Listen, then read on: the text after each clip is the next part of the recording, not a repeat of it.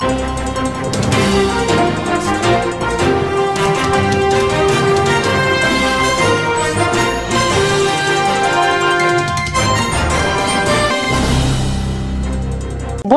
et comme tous les soirs, nous revoilà pour les infos du soir sur Zik TV, votre télé de proximité. Comme chaque année, la journée mondiale de lutte contre le sida est célébrée ce 1er décembre. Le thème de l'édition 2022 est « Égaliser » et le slogan « Poussons vers l'égalité ». Une façon d'inciter à agir contre les inégalités qui freinent les progrès pour mettre fin au sida à l'horizon 2030. Cela à travers des actions concrètes qui ont fait leur preuve et qui sont nécessaires pour lutter contre toute forme d'inégalité, avance le Conseil national de lutte contre le sida. La confrontation entre Adji Sarr et Ousmane Sonko aura bel et bien lieu. L'ex-masseuse et le leader de Patriotes du Sénégal pour le travail, l'éthique et la fraternité ont rendez-vous dans le bureau du doyen des juges d'instruction, Omar Maham Diallo, le 6 décembre prochain. Les avocats de la présumée victime, Maître Elas Diouf et Maître Abdou Diali Khan, ont donné l'information à Sénéweb. La Fondation Konrad Adenauer, en partenariat avec l'Université Cheikh Anta Diop de Dakar, l'Association sénégalaise de coopération décentralisée et Tombouctou Institut, a organisé le 14e colloque plaidoyer pour le dialogue interreligieux. La rencontre qui s'est tenue à la Maison de la Culture d'Outasek de Dakar a réuni un parterre d'invités venus de différentes localités et des experts. Madame Caroline Othman, représentante résidente de la Fondation Konrad Adenauer. Konrad Adenauer, c'est une fondation allemande politique qui a été créée en Allemagne en 1955.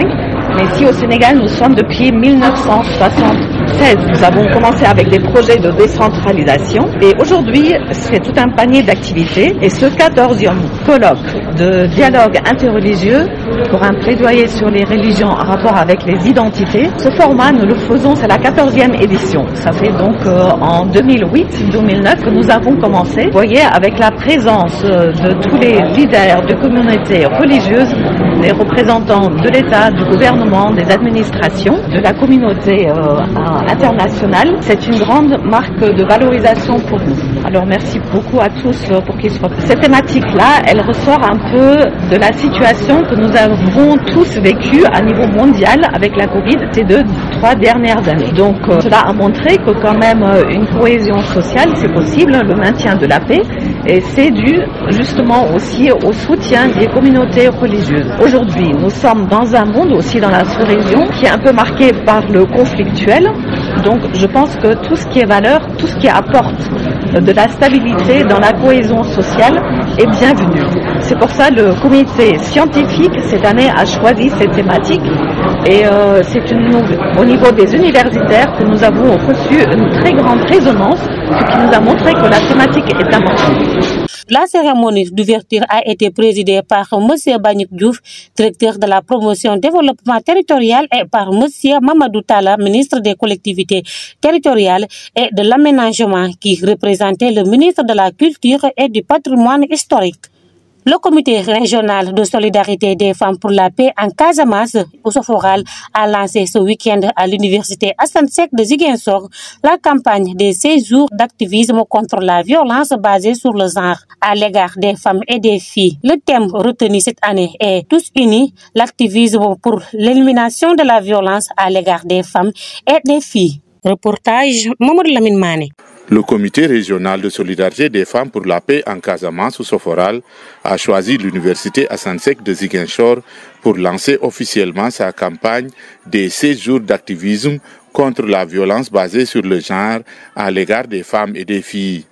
Il s'agit d'activités d'échange et de partage avec les étudiants en sociologie et leur administration afin d'accentuer la sensibilisation contre ce phénomène qui prend des proportions inquiétantes dans nos sociétés. Soforal, en tant que structure qui œuvre un peu pour la promotion et la défense des droits des femmes, travaille sur cette thématique-là depuis plus de 2 ans. Et nous, on est des voisins immédiats de l'université et nous savons tous que l'université, l'espace universitaire, à l'image des autres milieux, est un espace qui est quand même théâtre de violence, où aussi bien les étudiants, les patchs, le service de l'administration, mais aussi le corps professoral sont victimes, à la fois victimes et auteurs de violences. Donc c'est ce qui a motivé nous, notre collaboration avec l'université Assane Seck de Ziguinchor, à travers le département de sociologie, l'Institut éducation, famille et genre et santé, mais également l'amicale des étudiants du département de sociologie, pour organiser un peu cette campagne de sensibilisation contre les violences faites aux femmes et aux filles. La question des violences faites aux femmes et aux filles est une question d'actualité et c'est une situation alarmante que nous voyons dans tout le Sénégal, et les communes de la Casamance ne sont pas en reste. Ce qui fait que nous, dans le cadre de nos interventions, nous intervenons dans des communes où les deux projets de renforcement de la lutte contre les violences basées sur le genre interviennent. Et c'est des questions qui tiennent à cœur Ousso Foral, puisque nous, notre cible principale, ce sont les femmes. Et qui dit femmes, on sait tous qu'elles sont majoritairement les victimes de ces violences-là. Donc c'est pour cela que nous avons accentué notre intervention sur ça, dans les communes de Niassia, de Adéane, de Djignaki, de Oulampan et de Niamon. Selon les participants, ce phénomène est une réalité dans nos universités, d'où l'importance de sensibiliser tous les acteurs. C'est une activité très importante puisque la problématique de la violence ou des violences, je dirais, puisqu'elles sont multiformes dans cette ville-là. Donc ce sont aussi des phénomènes qui se manifestent dans des lieux comme celui-ci, et au regard des conséquences justement de ces violences-là au plan psychologique, par exemple, il est important que à chaque fois que de besoin, on puisse aussi organiser ce genre de manifestation pour faire le point, pour en parler, pour sensibiliser et conscientiser justement et enseigner sur les voies et moyens qui puissent nous permettre de venir à bout de ce qu'on peut considérer comme étant un fléau de la société. Signalons que le thème retenu cette année est Tous unis, l'activisme pour l'élimination de la violence à l'égard des femmes et des filles, ponctué de dons de sang et causeries jusqu'au 10 décembre, date de la célébration de la Journée internationale des droits de l'homme. Sur l'international, le Maroc s'apprête à produire et commercialiser du cannabis thérapeutique, un tournant dans l'histoire du plus gros pays producteur au monde. Selon l'ONU, depuis juin 2021, la culture et la transformation du chanvre à des fins médicales, cosmétiques et industrielles sont légalisées dans certaines parties du royaume. C'est le cas dans la province de Chefchaouen, dans le Rif, au nord du pays, où la nouvelle loi sur la légalisation n'est pas encore arrivée à l'oreille des petits producteurs. À Djibouti, le mouvement rebelle du Front armé a proposé au gouvernement un échange de prisonniers pour les 6 soldats de l'armée djiboutienne capturés lors de l'attaque meurtrière de Karambatissam dans le nord du pays début octobre. Une proposition qui restera sans réponse du gouvernement, réplique Chechemam, une source proche de ce dernier qui renvoie la question à une médiation de l'Éthiopie. En sport, les artistes de la région derrière les Lions de la Teranga, ces derniers satisfaits de la prestation des joueurs, invitent tous les supporters à faire bloc derrière l'équipe nationale pour des résultats satisfaisants. Oui, je sais que ça n'a pas été une surprise parce que depuis le début de la compétition, nous savons nettement ainsi que nos Lions se sont engagés et ils sont partis à Qatar pour vaincre. Vu l'exemple qu'ils nous ont montré lors de la CAN, on a été sacré champion d'Afrique. Je savais nettement qu'ils vont se donner à fond, que cette qualification, quelle que soit la situation, bon, nous allons la voir. Mais je sais que l'équipe a besoin d'un soutien énorme, surtout de tous les Sénégalais. En tout cas, je sais que ces Lions de la Teranga ne vont pas se limiter là. Il reste pas mal de surprises. Avec Aliou Cissé, tout est possible. Avec ces jeunes joueurs, vu leur esprit d'équipe, je sais que quoi qu'il arrive, ils vont faire un bon résultat. En tout cas, nous, on les accompagne depuis le départ, depuis le début de la compétition. On est là, on est en train de fêter avec eux. Hier, on était au niveau de l'Indian. On a célébré avec les supporters des différents quartiers. On a fait un petit show. Ça sera ainsi jusqu'à la fin. Juste qu'il faut qu'on s'unisse pour que cette équipe puisse avoir la force qu'il faut.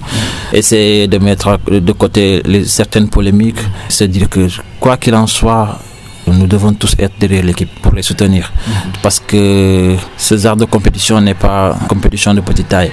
Voilà, c'est différent du Coupe d'Afrique, donc il faut les soutenir et leur dire bon vent. Ces jeunes joueurs qu'on a, des jeunes pétris de talent, nous savons nettement que avec cette équipe tout est possible. Ils peuvent le faire. Je sais que les prières que tous les Sénégalais sont en train de faire, je pense qu'on va y arriver.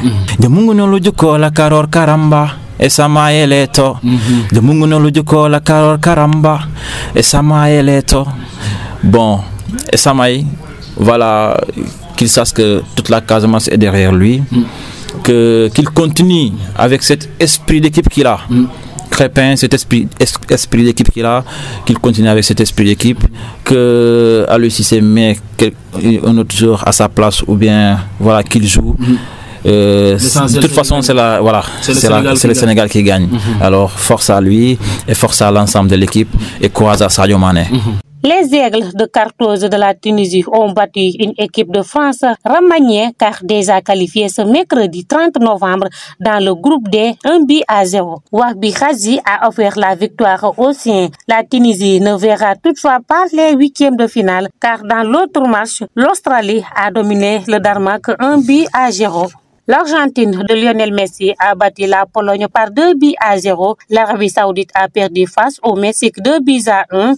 Au programme ce jeudi, Croatie et Belgique à 15h00, Canada et Maroc 15h00, Japon et Espagne à 19h et enfin Costa Rica, Allemagne à 19h. Nous y reviendrons dans nos toutes prochaines éditions.